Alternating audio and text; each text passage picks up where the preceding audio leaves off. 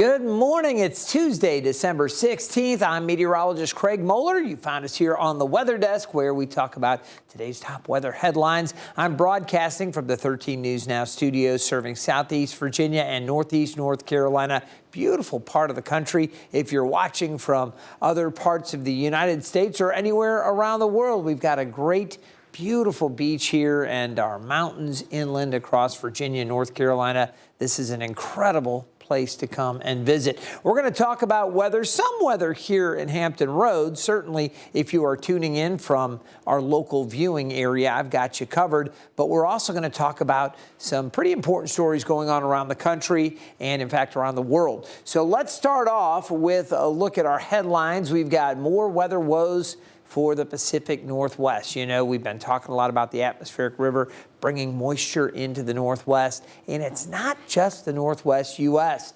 and also the flooding and some of the impacts extending up north into British Columbia. So parts of Canada also dealing with some of these headaches with this prolonged, persistent feed of moisture coming in off the Pacific. In addition to that, we're going to take a look at a global issue, and that is our glaciers are disappearing. We've got some kind of facts and figures to pass along and projections on where things are going as our climate continues to modify. You can see heavy snow is falling or has fallen across northern Japan. We'll let you know just how much snow they got and who's seeing the most of it. Kind of a cool story from overseas. Then we're going to take a look at the cold weather that is persisting across the northeast U.S. There is an end in sight. We've been talking about this warming trend coming up, and I'll also have Christmas holiday travel over the mid-Atlantic and for the eastern U.S. Things are looking pretty good. We'll also have that extended kind of temperature outlook with conditions through the end of the year from the national outlook out 8 to 14 days. So plenty to share with you here from the weather desk today.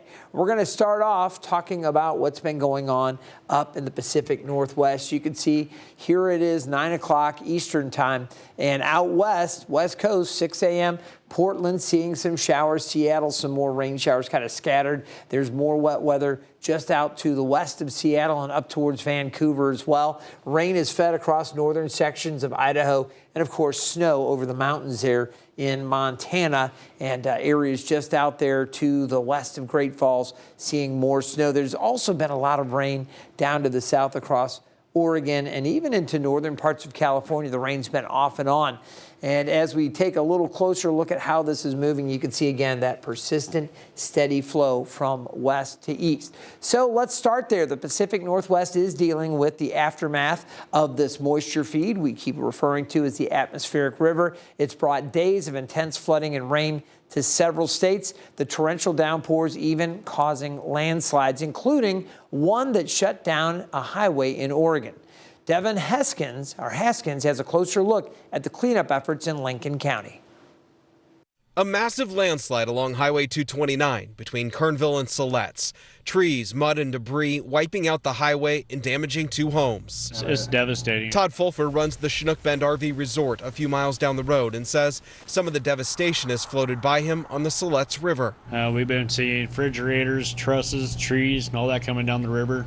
Luckily, they've missed all of our docks. And this viewer video from down the river, closer to the mouth of the ocean, shows what appears to be a wall floating. It could have been very well easily as happening here. With the mountain right here, and it hits home pretty hard. We're a real close community. And with more rain coming, the possibility of more landslides is a real concern. If this rain continues, it will. There's so many steep slopes down there, so there'll be other ones. Scott Burns is a geology professor at Portland State University.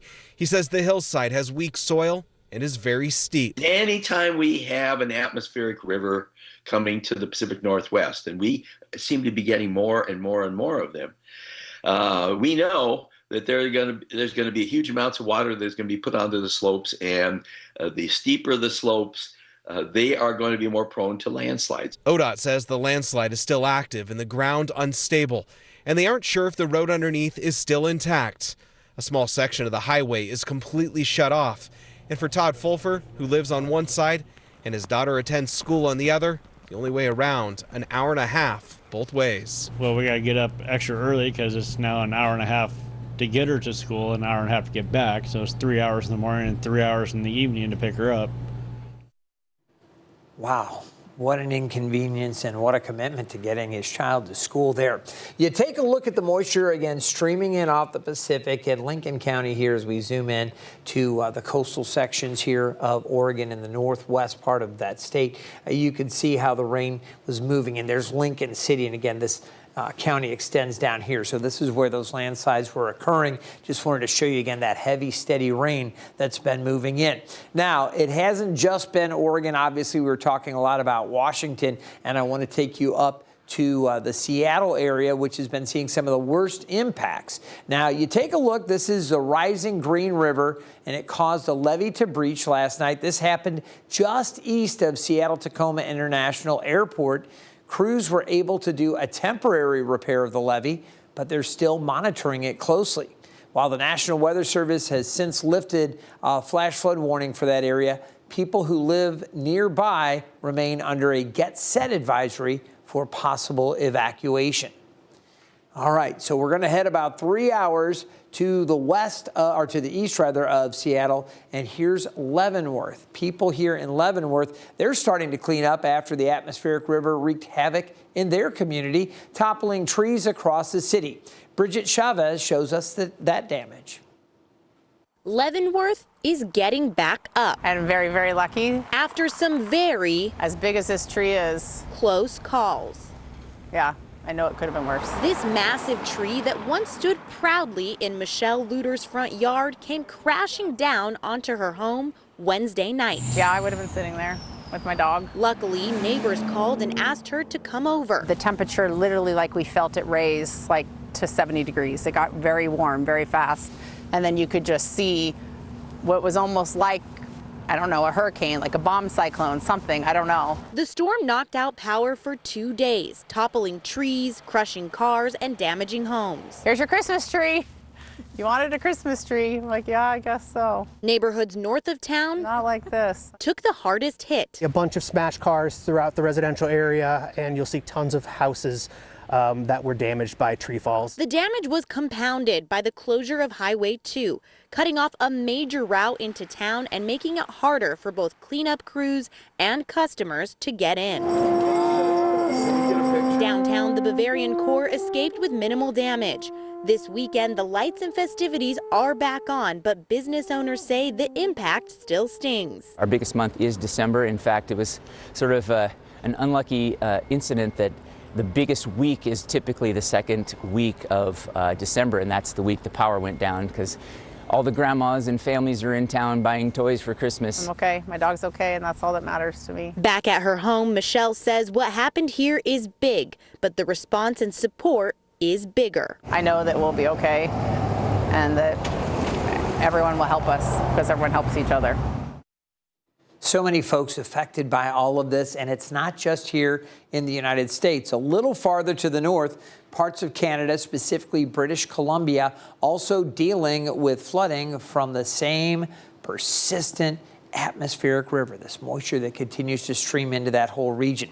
This is a look at conditions in British Columbia. Right now, Fraser Valley and Skagit Valley are under an orange level for rainfall. That's a warning that they have after heavy rain and snowmelt caused rivers to quickly rise. Orange warnings mean severe weather is likely to cause significant damage or disruption, and officials warn up to 5 inches of additional rain could fall in higher elevations.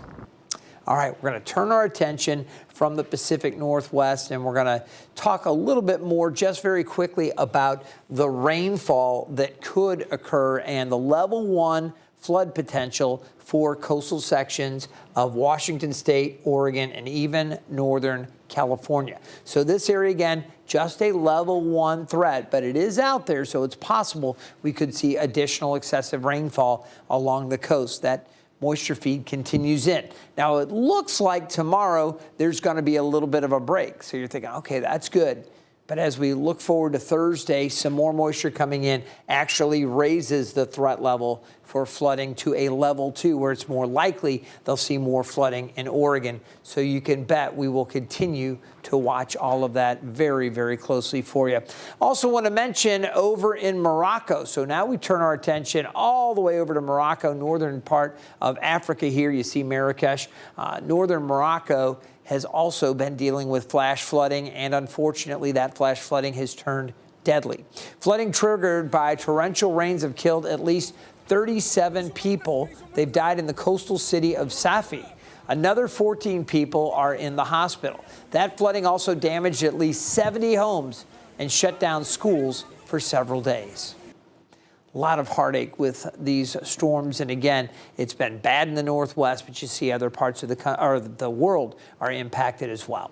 We're going to take a short break, just 2 minutes, but when we come back, we're going to take a look at the warming trend to come. That's pretty nice. We have an update on the glaciers and glacier melting, how that's changing and what's projected with climate change. And we've got the holiday travel outlook. I'm going to take you forward with one of our global models, and we'll look ahead to what's coming up. That's in 2 minutes.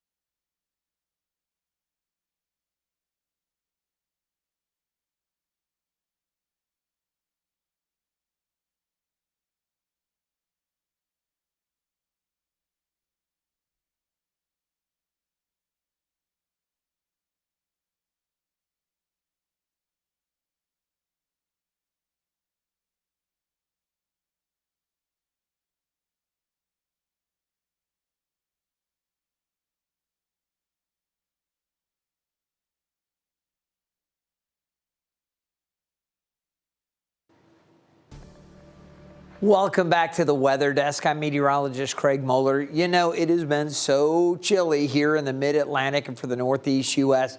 You might be thinking climate change and global warming. Yeah, it's still going on. When we pull back and get the big picture here on planet Earth, it's important to remember more than 200,000 glaciers exist on Earth, but experts say climate change has made thousands of them disappear over the past few decades. A new report from Nature Climate Change suggests that the planet continues to heat up, and at the pace of glacier extinction is going to pick up as well. Researchers predict by the middle of this century, up to 4,000 glaciers a year will go away if people don't stop pumping carbon dioxide and other chemicals into the air. The study says climate change does not just lead to some ice melt, but leads to the complete extinction of many glaciers. An interesting report there. All right, we'll look over to Japan right now. And one thing they're not looking at melting in northern parts of Japan. Instead, it's been some heavy snow, and we're going to talk about that. Check it out. This is a look at conditions on Hokkaido, which is the second biggest of Japan's 4 main islands. An estimated 24 inches of snow fell within 24 hours. The wintry weather halted public transportation like trains and buses for an entire day, impacting both residents and tourists. 24 inches in 24 hours. That is a lot. All right, we're going to bring it back here to Hampton Roads, and we are going to take a look at what we can expect. Temperatures this month, with the exception of Saturday where we made it to 58, that was above average. All the other days have been below average. The second we did hit the average, which at that time was 58. But you can see now we're into cold weather. It's going to be another blue day today with temperatures in the mid 40s, and then we start to warm it up. We may get back to average, a gray day on Wednesday. Our normal high now is about 55. It may be 54 by Wednesday. And then we're going to be back above average. So a couple of red days, Thursday and Friday, before cooling again next Saturday. We did pick up just about 1/10 of an inch of precip. That was rain mixing with snow, then a change over to snow on Sunday. And of course, it's been dry Monday and today. The next few days looking dry. We'll get more rain coming up on Friday. As far as the temperatures go, you can see the trend will be a little bit warmer. We'll take it Thursday into Friday, a couple warm days, slightly cooler Saturday, warm again Sunday, and then another push of cool air as we move towards Christmas. And I'll have travel forecast conditions coming up here. You can see the temperatures expected to be in the low to mid 50s. No white Christmas for Hampton Roads this year. It looks like it's going to be dry and too warm for snow. Looking at the 8 to 14 day outlook, what a difference. Remember, we have been really just entrenched with cold weather over much of the eastern half of the country, and more recently it's been the northeast through the mid-Atlantic. You can see from the 24th through the 30th, so basically Christmas Eve through New Year's Eve, or almost to New Year's Eve, you can see temperatures expected to be warm for most of the country. The one area where it should be normal or a little bit below normal, basically Connecticut, Massachusetts, Rhode Island, and then New England up into Maine there. You can see a little bit cooler, but most of the country really looking at a warming trend. And I know a lot of folks here across the mid-Atlantic, parts of the South, back across the Ohio River Valley and down into the Tennessee River Valley, along with the Mississippi River Valley. They're all looking forward to the warmer weather because we have been dealing with the cold conditions. Christmas just 9 days away. Let's take a look at that travel forecast here along the eastern seaboard. We are looking good for the next few days. As we go Thursday evening, I'll stop it here at 7:30. You can see chances for showers out to the west. Hampton Roads should be dry through the day on Thursday. Low risk of a sprinkle late. But I think as we get into the evening and overnight, that's when the rain's going to come through. And that rain may be a little heavier down across eastern North Carolina.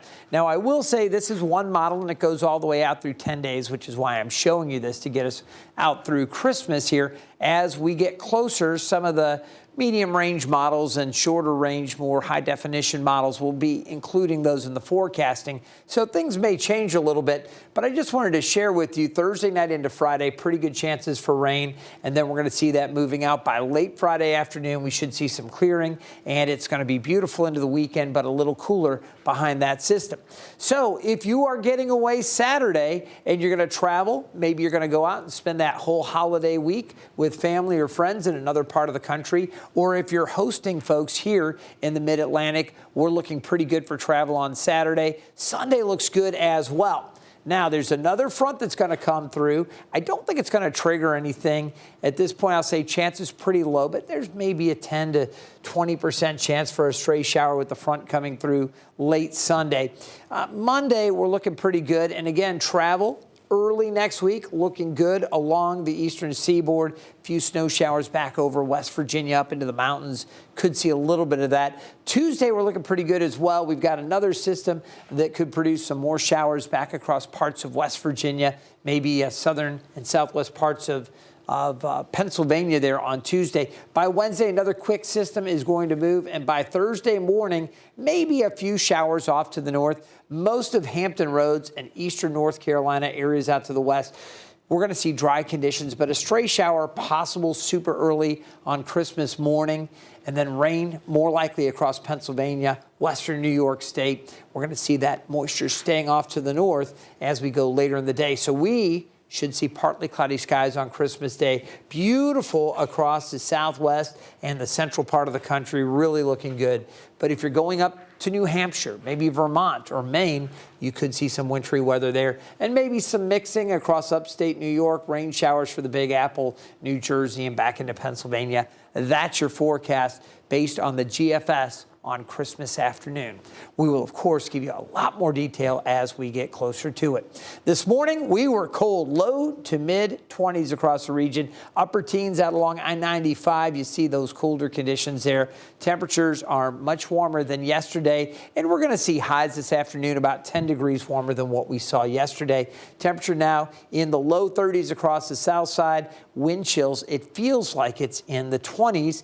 Keep in mind, yesterday's high 32, so basically at 31, we're almost to the high temperature yesterday.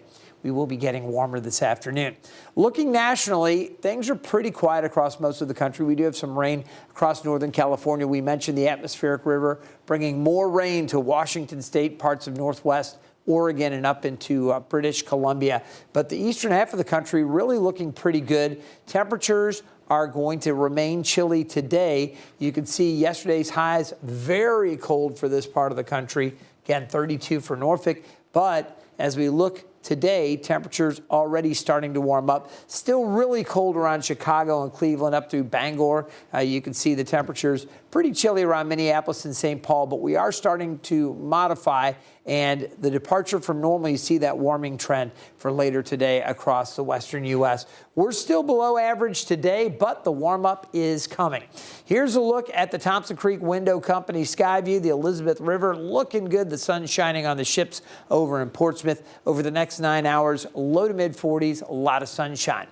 As we take a look at the current satellite images, we are clear. We've got a southwest wind, and as we go along, high pressure will be the dominant feature for our area. That's going to allow those temperatures to jump up into the low 40s. Now, I say jump up. Remember, that's about 10 degrees warmer than what we saw yesterday. That's still chilly for this time of year here in Hampton Roads, but it's an improvement. We'll take it relative to what we've been dealing with.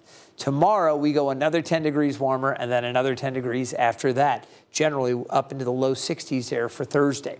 So you see the conditions, very quiet today, mainly clear. Tomorrow with that warm up, a few more clouds. And then as we get into Thursday, we're going to see even warmer conditions. Again, the winds briefly coming in from the ocean, but they're going to shift back around a little bit late. And ahead of this next system, winds will come up from the south, pushing temperatures up lower to mid 60s. Now, I mentioned most of Thursday is dry, but the models do bring in that rain later Thursday evening into the overnight hours and early Friday. So I do expect some rain Thursday night into Friday. The rain could be moderate to heavy at times, especially over eastern North Carolina.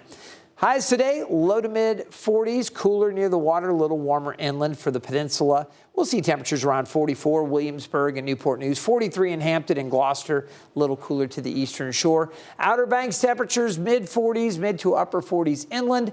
The low tonight near 32. It's going to be clear, or at least mainly clear, and then sun and a few more clouds tomorrow. The warming trend through Thursday, the rain coming Thursday night and rain likely early Friday. Clearing and cooler for Saturday, and then a little bit warmer again on Sunday. I hope you've enjoyed this deeper dive into some of today's top weather headlines here on the Weather Desk. Again, I'm meteorologist Craig Moeller. Thanks so much for joining us. We'll see you next time from the Weather Desk.